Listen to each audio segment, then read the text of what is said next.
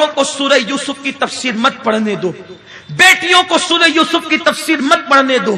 اعلیٰ حضرت فرماتے وجہ یہ ہے کہ اس سورہ یوسف کے اندر ایک عورت کے عشق کی داستان تفسیر میں آ گئی ہے۔ ایک عورت ہے جس کی محبت کی داستان تفسیر میں آئی ہے۔ آیت کی بات نہیں کر رہا ہوں، تفسیر کی بات کر رہا ہوں۔ اور پھر اس میں عورتوں کے مکر کا ذکر ہے۔ مصر کی عورتوں کی، وہ جو عورتیں تھی جنہوں نے ہاتھ کاٹ لیے، ان کے مکر کا، ان کے فریب کا ذکر ہے۔ کہیں ایسا نہ ہو کہ تفسیر میں ان عورتوں کے مکر کا ذکر پڑھ کر تمہاری بیٹیاں بھی مکر کا شکار ہو جائے۔ اگر قرآن کی تفسیر میں عورت کا مکر ہو تو میرے رسول بیٹیوں کو اس کی تفسیر پڑھنے سے منع کر دیں۔ اگر قرآن کی تفسیر میں کسی بچی کے، لڑکی کے عشق کا تذکرہ ہو، میرے نبی بیٹیوں کو اس کی تفسیر پڑھنے سے منع کر دیں۔ انٹرنیٹ پر کسی زلیخا کی محبت کی داستان نہیں ہے۔ زلیخا تو بڑی پارسا تھی، زلیخا کی عظمت پر میرے ماں باپ کی عزت قربان ہے، قوم کی بیٹیوں کی آبرو قربان ہے۔ زلیخا بڑی پاک دامن عورت تھی، وہ یوسف پر فدا اس لیے تھی کہ اس نے خواب میں دیکھا تھا اور اس کو اشارے دیے گئے تھے، ورنہ اس کی پاکیزگی کا مقابلہ مصر کی ساری عورتیں مل کر نہیں کر سکتی تھی۔ وہ نبی کی بیوی تھی اور نبیوں کی ماں تھی، لیکن اللہ اکبر، صرف جوانی کی داستان عشق آ گئی ہے تو تفسیر پڑھنے سے منع کیا گیا ہے۔ وہاں زلیخا کا ذکر نہیں ہے نیٹ پر، نیٹ پر تو وہ نچنیا عورتوں کا ننگا ناچ ہے، ان کی عریاں تصویر ہے، زنا کے مناظر ہے۔ جب سورہ یوسف کی تفسیر بچیوں کو پڑھنے سے روکا گیا تو پھر تمہاری بیٹیوں کو نیٹ پر بیٹھنے کی اجازت کس نے دی؟ آدھا آدھا، ایک ایک گھنٹہ، رات دیر گئے تک اجنبی مردوں سے فون پر گفتگو کرنے کی اجازت کس نے دی؟ چھین لو بیٹیوں سے موبائل، کوئی ضرورت نہیں ہے موبائل کی۔ اپنی بیٹیوں کے ہاتھ میں موبائل کی بجائے تسبیح تھما دو، بیٹیوں کے ہاتھ میں انٹرنیٹ کی بجائے سورہ نور کی تفسیر ان کو دے دو۔ بیٹیوں کو معاذ اللہ پھدکنے اور پارکوں میں گھومنے کی اجازت دینے کی بجائے ان کو مصلی پر بٹھا دو۔ خدا کی قسم، بیٹی کردار فاطمہ کا آئینہ دار بنے گی تو اس سے پیدا ہونے والا بچہ ڈاکو، لٹیرا، زانی نہیں بنے گا، بلکہ امام حسین کا کردار لے کر وہ پیدا ہوگا۔ آج ضرورت ہے کہ بیٹیوں کو پھر 1400 سال پیچھے لوٹنے کی، لوٹو پیچھے، 14 صدیاں پیچھے لوٹو، لوٹو پیچھے، صحابہ کے دور میں لوٹو، تابعین کے دور میں لوٹو، تبع تابعین کے دور میں لوٹو۔ یارو مجھے حیرت ہوتی ہے، جس نبی نے عورتوں کو مسجد میں آنے سے روکا، حدیث پاک تو ہے اللہ کی بندیوں کو مسجد میں آنے سے مت روکو، لیکن ایک حدیث پاک اور ہے، اور اس طرح کی بہت سی حدیثیں۔ ایک عورت آئی، عرض کیا آقا میں آپ کے پیچھے نماز پڑھنا چاہتی ہوں، آپ کی امامت، آپ امام ہو، لوگ آپ کے پیچھے نماز پڑھے ہو تو میں بھی پڑھوں۔ خدا کی قسم، امام الانبیاء کی اقتداء جس کو مل جائے اس کی شان کیا ہوگی۔ آقا نے فرمایا اے عورت، میرے پیچھے نماز پڑھنے سے، میری مسجد میں نماز پڑھنے سے بہتر ہے کہ تو اپنے گھر میں نماز پڑھ۔ نبی پاک نے اپنی اقتداء اور اپنی مسجد سے بہتر عورت کی عزت کی خاطر گھر میں نماز پڑھنے کا حکم دیا۔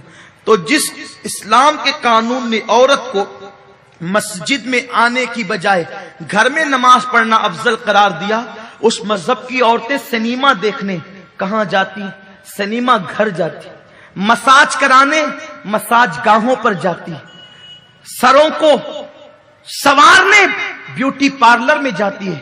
یہ سب زنا کی طرف لے جانے والے راستے، بے حیائی کی طرف لے جانے والے راستے۔ آقا فرماتے ہیں عورت جتنا گھر میں رہے گی اس کی عزت ایسے ہی محفوظ رہے گی جیسے شیشی میں رہنے والے عطر کی خوشبو محفوظ رہتی ہے۔ عورت اسی جب باہر نکلے اس کی عزت بکھر جائے گی جیسے شیشی کا منہ کھلنے کے بعد خوشبو بکھرتی ہے۔ کتنا بھی طاقتور مرد ہو، شیشی کا منہ کھلے گا تو خوشبو بکھر جائے گی۔ خوشبو کوئی روک سکتا ہے؟ جیسے تمہارے ہاتھ میں عطر کی شیشی کھولنے کے بعد خوشبو پہ کنٹرول نہیں، वैसे औरत को बाहर निकालने के बाद उसकी आबरू पर तुम्हारा कंट्रोल नहीं रहता। बहुत से मर्दों को देखा जा रहा है होटलों में अपनी औरतों को साथ ले जाते हैं खिलाने के लिए, पार्कों में अपनी बीवियों को साथ ले जाते हैं घुमाने के लिए। क्यों? मौलाना ये अगर नहीं करेंगे तो औरतें अंदर अंदर पक जाएगी। नादान, तेरी औरत है जो आसमान से उतरी है, उसे सुर्खाब के पर लगे हैं। क्या फातिमा ने घर में जिंदगी नहीं गुजारी? क्या माँ आयशा ने घर में जिंदगी नहीं गुजारी? क्या सैयदा उम्मे सलमा ने घर में जिंदगी नहीं गुजारी? अरे तेरे घर तो एसी और पंखे हैं। फातिमा और आयशा के घर में तो न पंखे थे न एसी का तसव्वुर था। उस जमाने में इजाजत भी नहीं थी। मेरे नबी के घर का हाल ये था, अगर हाथ ऊंचा करे तो छत को लगता था। खजूर की टहनियों की छत थी, मिट्टी की दीवारें थी। वो औरतें 24 घंटा उसी में रहती थी। लेकिन मजाल है मर्तबे इतने बुलंद थे कि सिदरा का मकीन भी इजाजत के बगैर पर नहीं मार सकता था। पहले इजाजत लेता, उसके बाद घर में आता। ये शान थी उन औरतों की। तुमने घूमने फिरने को सब कुछ दे दिया। याद रखो, मेरे रसूल ने फरमाया औरत के लिए अयादत से बेहतर, मैयत में शिरकत से बेहतर, ताजियत की महफिल में जाने से बेहतर अपने घर में रहना है। ताजियत, अयादत क्या है? आका फरमाते हैं जब तुम बीमार की अयादत के लिए जाते हो, हर कदम पर 1 साल की इबादत का सवाब मिलता है। बीमार की इयादत के लिए जाते हो, अल्लाह की रहमत में नहाते हो, और जब बीमार के पास बैठते हो अल्लाह की रहमत में गोता लगाते हो। इतनी फजीलत है बीमार की इयादत की। आका फरमाते हैं बीमार की इयादत से ज्यादा औरत को घर में पर्दे में रहने में सवाब मिलता है। औरत का हाल ये है, औरत सरापा औरत है। काश हम अपनी बेटियों से मोबाइल वापस ले लेते, ये कहकर बेटी तेरी ख्वाहिश से ज्यादा तेरी इज्जत मोहतरम है।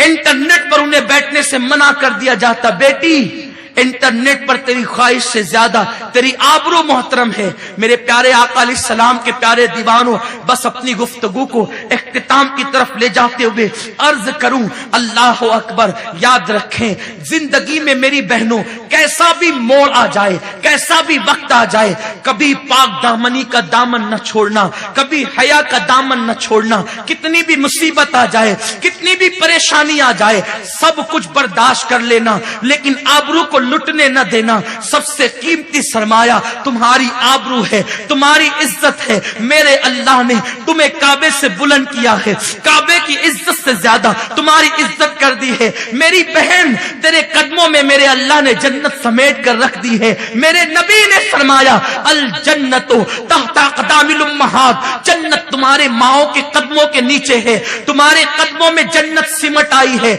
मेरी बहन तू वो है। सैयदी आला हजरत फरमाते हैं जब दुल्हन घर में आए उसके पैरों को धो लो और धो करके घर में छींटे दे दो।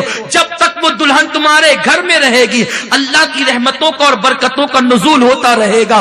ए औरत, तेरे पैर कितने मोहतरम है, धुल लिए जाए तो तेरी जिंदगी भर घर में बरकतों का, रहमतों का नुज़ूल हो।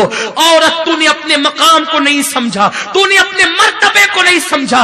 बुतों की पुजारन औरतों को देखकर, नाचने वाली सीरियलों की औरतों को देखकर तूने फातिमा का किरदार भुला दिया। अरे तू फातिमा की कनीज है, जिसके कदमों में जन्नत हो वो किसी की आबरू पर, किसी की दौलत पर अपनी आबरू का सौदा कर ले। ये तेरी अजमत नहीं, ये तेरा किरदार नहीं। खुदा की इज्जत और जलाल की कसम, पूरी दुनिया के महलात एक तरफ, पूरी दुनिया के जेवर एक तरफ, पूरी दुनिया की दौलत एक तरफ, एक मुसलमान बेटी की इज्जत एक तरफ। आपको पता है ये मोमिन बच्चियों की इज्जत है। दुनिया तुम्हारी ताजीम नहीं करेगी अगर तुम अपने आप का एहतराम न करो, तुम अपने आप की ताजीम न करो। एक वाकया अर्ज करना चाहता था इख्तिताम पर और गुफ्तगू समेटना चाहता हूं। इमाम याफई रहमतुल्लाहि ताला अलैह एक वाकया अपनी किताब में लिखते हैं, बड़ी मशहूर बात है और दिल के कानों से मेरी माएं और बहनें सुने। अल्लाह अकबर, हालात आते हैं बड़े खतरनाक खतरनाक आते हैं। अल्लाह आजमाता भी है, आजमाइश भी होती है, लेकिन याद रखिए हमें इस्तिकामत का पहाड़ बनना होगा। दुनिया चंद दिन की है, 3 बार पेट भर के खाने वाला भी मर जाता है, भूखे रहने वाले को भी मौत आती है। महल में रहने वाला भी मर जाएगा, झोपड़े में रहने वाले को भी मौत आती है। जेवर पहनने वाली भी मर जाएगी, बगैर जेवर के पेवन वाली जिंदगी गुजारने वाले को भी मौत आती है। लेकिन महल और झोपड़े वाला सबको कफन ही पहनाया जाता है। जैसा नहीं कि जेवर वाली को जेवर के साथ दफन किया जाएगा, ऐसा नहीं है। महल वाले को महल के अंदर दफन किया जाएगा, ऐसा नहीं है। जहां महल में रहने वाली की कब्र होगी, वहीं पर झोपड़े में रहने वाली की कब्र भी होगी। फर्क इतना होगा, जिसने मौला को मना लिया होगा उसकी कब्र जन्नत के बागों में से एक बाग होगी। जिसने अपनी दामन की इस्मत की हिफाजत की होगी उसकी कब्र जन्नत के बागों में से एक बाग होगी। और जिसने जिस्म की नुमाइश की होगी, शौहर का महल होगा लेकिन अंदर बिलकती होगी। और मेरी बहनों, एक बात तुम्हें बता दूं, मालदार शौहर पर इतराना नहीं, जेवर पर इतराना नहीं। किसी का शौहर कब्र में साथ न गया है, न तुम्हारा शौहर साथ जाएगा। हिंदुस्तान में एक जोड़े को जानता हूं, लेकिन एक की मिसाल देता हूं जिसने मोहब्बत का हक अदा करने की कोशिश की है। बहुत मशहूर मियां बीवी है, शौहर ने हक अदा किया, मोहब्बत का कोशिश की। वो शौहर है, उसका नाम शाहजहां है। लेकिन आपको पता है, शाहजहां ने महल बनाना शुरू किया मुमताज के लिए। मुमताज के लिए महल बनाने को कमोबेश 22 से 23 साल का अरसा लगा। उस अरसे में मुमताज मर गई। जिसके लिए महल बन रहा था उसने देखा भी नहीं। लेकिन हैरत होती है, जो बीवी के लिए ताजमहल बनाए इतना बड़ा, उस जमाने में जब ताजमहल बनाने की बात इंजीनियर से की थी शाहजहां ने, और उसने एकदम इखलास के साथ अपनी बीवी के लिए बनाने का इरादा किया था, तो इंजीनियर से कहा था कि कितना बजट होगा। तो रोजाना कई अशरफियों के थैलियां, बड़े बड़े थैले ले जाता और ले जाकर के दरिया में डाल देता, दरिया में डाल देता, दरिया में डाल देता। किसी ने आके शाहजहां का पैसे ले जाके दरिया में डाल देता है। शाहजहां ने पकड़ा, क्या है, मेरी दौलत को पानी समझा है? दरिया में डाल देता है। नहीं, पानी नहीं समझा, बताना इतना चाहता हूं, मैंने तो आपके पैसे छुपा के रखे, कंकर उस थैली में भर के डालता था ताकि आपको एहसास हो जाए, जैसे दरिया में ये डाल रहा हूं ना कंकर पैसे की शक्ल में, ऐसे ही दरिया में पैसे डालने पड़ेंगे जब ताज खड़ा होगा। और 23 साल या 22 साल की कलील मुद्दत में ताज बना। आज भी लोग उसको मुल्कों से देखने आते हैं। लेकिन मुझे बस एक इबरत की बात, जब मैं गया शाहजहां के कदमों में खड़ा हुआ, मुमताज के कदमों में, शाहजहां के कदमों में, इस नियत के साथ, एक मुजद्दिद की माँ है, एक मुजद्दिद का बाप है, नेक लोग हैं, लेकिन फिर भी बादशाह था। बीवी के लिए मुमताज का सिंगार इतना था, मेरी कौम की बच्चियों को नहीं पता, दूध से उसे लड़कियां नहलाती थी। मुमताज की तारीख ये है, हर दिन उसके लिए नए हौज होते थे दूध के। और जब वो घर से बाहर निकलती थी तो सदफ के अंदर जो मोती पैदा होता है समुंदर में, वो मोती उसके बालों बाल पिरोए जाते थे। मैं चैलेंज करता हूं, मुझे माफ करना भावनगर के मालदारों, कितने भी मालदार हो, अपनी बीवी को वो सिंगार नहीं दे सकते जो शाहजहां ने दिया था।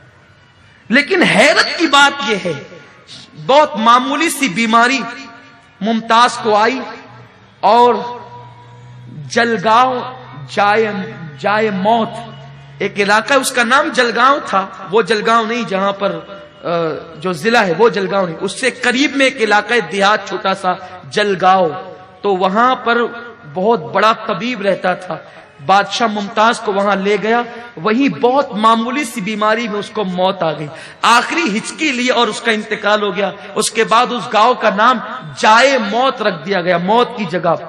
फिर बुरहानपुर में आऊ खाना बनाया गया और मसाले लगाकर मुमताज को रखा गया कि जब ताजमहल बनेगा तो उस वक्त तो उसको जो है वहां रखा जाएगा। हैरत होती है, जो बीवी के लिए ताजमहल बनाता था, जाए मौत तक के इलाज करने के लिए ले गया था, मसाले लगा करके आऊ खाने में रखा था। अभी बीवी को दफन होने में बरसों बचे थे, شاہجہاں نے فیصلہ کیا کہ مجھے دوسری بیوی کے ساتھ شادی کرنی. لوگ حیرت زدہ تھے کہ جب تک جسم میں روح تھی اسی کی خوشی کے لیے تاج محل بن رہا تھا. ابھی اسے قبر کے اندر بھی نہیں سلایا, ابھی تدفین کو برسوں باقی ہے. تاج محل بنے گا تب یہ دفن ہوگی. لیکن بادشاہ نے فیصلہ کیا کہ دوسری شادی کرنی ہے. اور آپ کو یہ بھی حیرت ہوگی کہ ابھی ممتاز دفن بھی نہیں ہوئی تھی میری بہنوں کہ شاہجہاں کے گھر میں دوسری بیوی آ چکی. بیوی نہیں بلکہ بیویاں آ چکی تھی. تم نے کس سے دل لگایا ہے؟ شوہر کا حق ادا کرو, لیکن یہ نہیں کہ اللہ کو بھول جاؤ. محلوں میں رہو تو قبر کو بھول جاؤ, یہ نہیں ہونا چاہیے. زندگی میں مراحل آتے ہیں, دل کسی سے نہ لگاؤ. دل لگانا ہے تو محبوب خدا سے لگاؤ. حقیقت میں محبت پیدا کرنا ہے, حبیب خدا سے محبت پیدا کرو. وہ محبت قبر میں بھی کام آئے گی. تو المختصر, بہت مختصر عرض کروں گا شارٹ پر. امام یافعی فرماتے ہیں دو دوست تھے, آپس میں محبت تھی, پیار تھا, الفت تھی, لیکن اتنی گہری دوستی کہ ایک سے دوسرے کا راز پوشیدہ نہ تھا. ایک دوست کی کیفیت اور پوزیشن یہ تھی کہ وہ اپنے ہاتھ کو آگ کے اندر ڈال دیتا تو آگ اس کے ہاتھ پہ اثر نہیں کرتی. آگ کا کوئی اثر اس کے ہاتھ پہ نہیں ہوتا. دوست نے پوچھ لیا, یار یہ بتا, تو آگ کے اندر جلتے ہوئے انگاروں میں ہاتھ ڈال لیتا ہے لیکن آگ تیرے ہاتھ پہ اثر کیوں نہیں کرتی, وجہ کیا ہے؟ دوست نے کہا یار بڑی طویل داستان ہے, پھر کبھی سنائیں گے. اس نے کہا نہیں, یہ کیا دوستی ہے کہ دوست بھی بناتا ہے راز بھی چھپاتا ہے. دوست وہ نہیں ہوتا جس سے راز چھپتے ہیں, دوست تو وہ ہوتا ہے جس کے سامنے کوئی راز ہی نہیں رہتا. بتانا بھائی کیا بات ہے؟ تو اس نے بتایا, دیکھ